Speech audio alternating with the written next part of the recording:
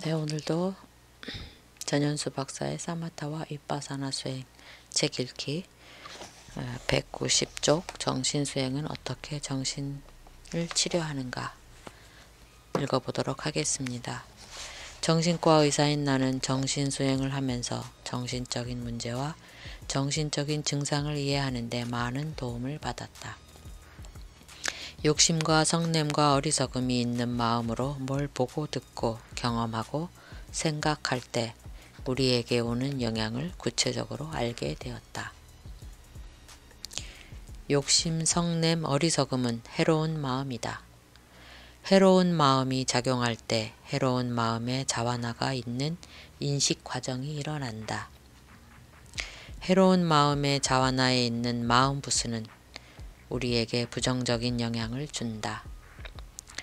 해로운 마음의 공통적인 마음 부수인 어리석음, 부끄러움을 모르는 것, 두려움을 모르는 것, 들뜸이 우리에게 좋지 않은 영향을 준다. 어리석음은 무엇이 일어나는지 모르는 것이다. 나에 대해서도 모르고 남에 대해서도 모르고 상황에 대해서도 모르는 것이다. 그러니 나만의 방식으로 생각하고 나만의 방식으로 남을 대하고 나만의 방식으로 상황에 대처한다. 현실에 맞지 않으니 자꾸 남과 충돌하고 현실과 충돌한다. 그만큼 화가 자꾸 난다. 그러니 더욱더 현실을 있는 그대로 보지 못한다. 부끄러움과 두려움이 없으니 생각이나 행동에 제동이 걸리지 않는다. 사실 부끄러움과 두려움은 세상을 살아가는데 우리가 잘못되지 않도록 보호하는 장치인데 그것이 없으니 우리 속의 본능이나 문제가 그대로 드러나 작동한다. 그 결과 문제가 생기면 그때 자기를 돌아보고 자기의 문제를 고쳐도 늦지 않다. 그러나 제어장치가 없이 남과 세상을 원망하면 악순환이 일어난다. 브레이크 없는 차가 되어 위험천만인 상태가 된다. 마지막으로 들뜸은 안정이 되어 있지 않은 차분하지 않은 상태이다. 이래서는 일어나는 일을 잘 지켜보지 못한다. 그렇다 보니 대처도 잘하지 못한다.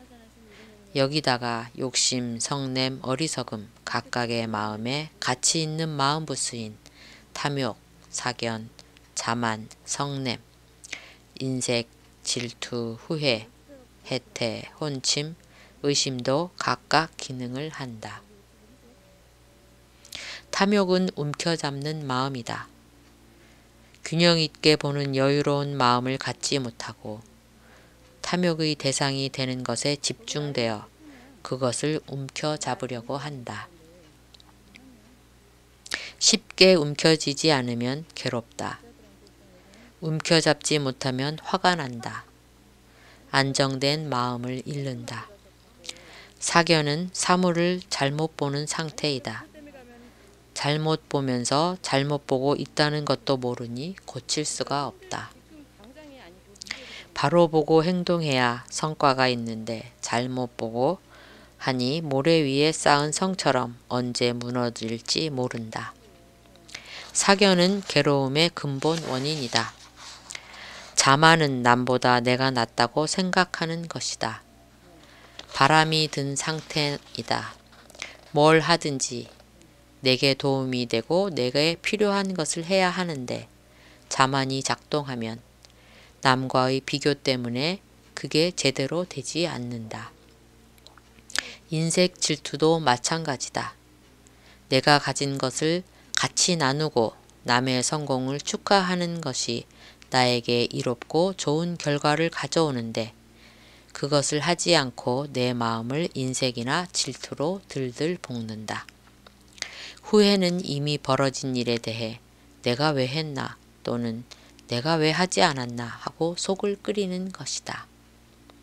사실 자세히 관찰해 보면 후회할 일을 할 그 순간에는 그렇게밖에 할 수 없는 상태에 있었다. 그런데 그것을 보지 못하고 내가 다르게 할 수도 있었는데 하고 욕심을 일으키는 것이다. 해태는 게으르거나 나태한 상태이다. 혼침은 몽롱하거나 깨어있지 않은 상태이다. 해태와 혼침 상태에서는 상황을 제대로 인식하지 못하고 필요한 일을 할 수 없다.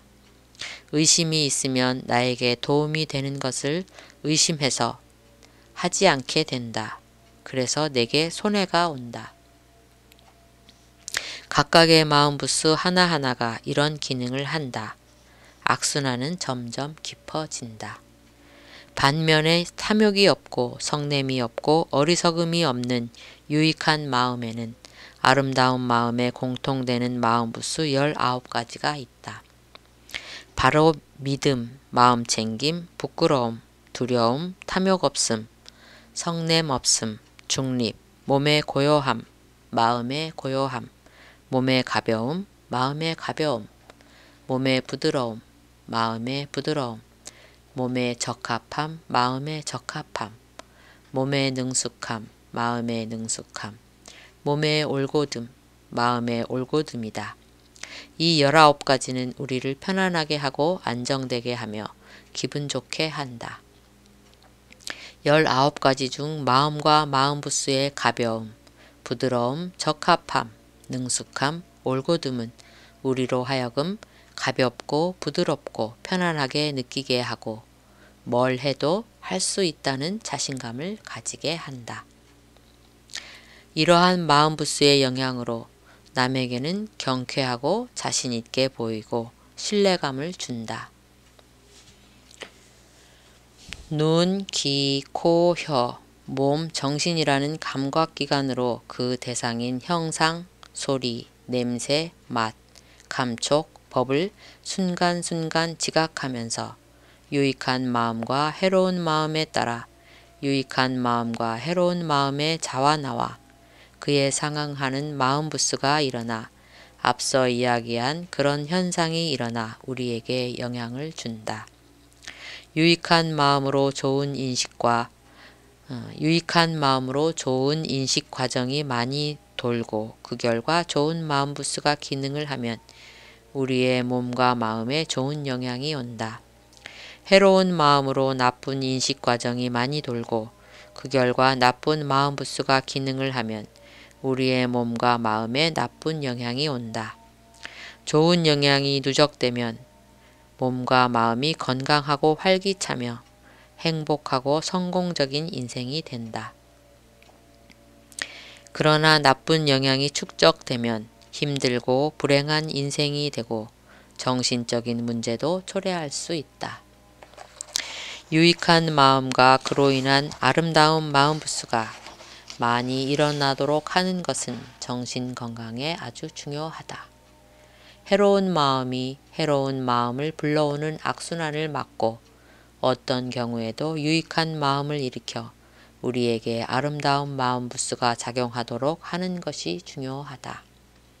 네, 이제 제5장 연기 수행을 읽어보도록 하겠습니다. 연기를 보는 5가지 방법으로 선정을 닦아 지혜의 눈이 열리면 지혜의 눈으로 물질과 정신을 보는 수행을 하여 물질과 정신을 식별할 수 있고 오온을 식별할 수 있으면 그것을 바탕으로 연기를 수행할 수 있다. 연기는 현상이 원인과 결과에 따라 일어나는 것을 말한다.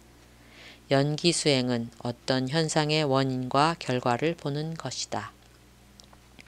존재를 이루는 정신과 물질의 원인과 결과를 보는 것이다. 연기에는 5가지 형태가 있다. 파욱사야도는 져서 알고 보는 것, knowing and seeing에서 붓다는 듣는 사람의 근기에 따라 연기를 식별하는 4가지 방법을 가르쳤고 사리불존자는 5번째 방법을 가르쳤는데 빠띠삼비다마가에 기록되어 있다라고 말했다. 연기의 첫 번째 방법은 연기를 순간하는 방법이다. 무명에서 시작하여 늙음과 죽음에 이르는 길이다. 두 번째 방법도 연기의 순관인데 느낌에서 시작하여 늙음과 죽음에 이르는 길이다. 세 번째 방법은 연기의 역관이다. 늙음과 죽음에서 시작하여 무명에 이르는 길이다. 네 번째 방법도 연기의 역관인데 중간인 네 가지 음식에서 시작하여 무명에 이르는 길이다. 다섯 번째 방법은 다섯 가지 과거 원인 때문에 다섯 가지 현재 결과가 일어나고 다섯 가지 현재 원인 때문에 다섯 가지 미래 결과가 일어난다는 것이다. 첫 번째 방법부터 네 번째 방법은 모두 맞지마 니까야의 가레 멸진의 긴 경에 나와 있다. 이 경에서 자타가를 암송하는 사띠라는 비구가 내가 세존께서 설하신 법을 알기로는 다름 아닌 바로 이 식이 계속해서 윤회한다라고 잘못된 견해를 일으키자 다른 비구들이 그렇지 않다. 식도 조건에 따라 일어났을 뿐 조건이 사라지면 식도 생기지 않는다고 세존께서 말씀하셨다라고 하며 사띠 비구의 잘못된 견해를 바로 잡으려 한다. 그러나 사띠 비구는 받아들이지 않는다. 이에 다른 비구들이 붓다에게 이 일을 알리고 붓다는 직접 사띠 비구를 불러 그의 견해가 잘못되었음을 지적하고 바른 가르침을 전한다. 파옥센터에서는 이들 다섯 가지 연기의 방법 가운데 다섯 번째 방법과 첫 번째 방법을 주로 수행하는데 다섯 번째 방법을 먼저 수행한 다음 첫 번째 방법을 수행한다. 이렇게 하는 이유는 다섯 번째 방법이 첫 번째 방법에 비해 단순하고 다섯 번째 방법을 통해 과거 생의 원인이 어떻게 현재 생의 결과와 연결되어 있는지를 수행자들이 봄으로써 연기의 기본적인 틀을 이해할 수 있기 때문이 아닌가 싶다. 그 토대가 생기면 첫 번째 방법인 12연기의 순관을 철저히 이해하기에 유리하다. 과거생을 보는 길에는 두 가지가 있다. 오온의 연속으로서의 과거생을 보는 것이 하나이고 신통으로 과거생을 보는 것이 다른 하나다. 신통으로 과거생을 보면 과거생의 이름, 종족, 음식, 즐거움, 고통 등 세세한 것까지 다 알 수 있다.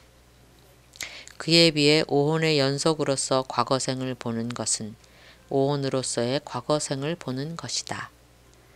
붓다는 비구들이여 어떤 사문들이든 바라문들이든 수많은 전생의 갖가지 삶들을 기억하는 자들은 모두 오치온, 치착의 대상이 되는 다섯 무더기를 말합니다.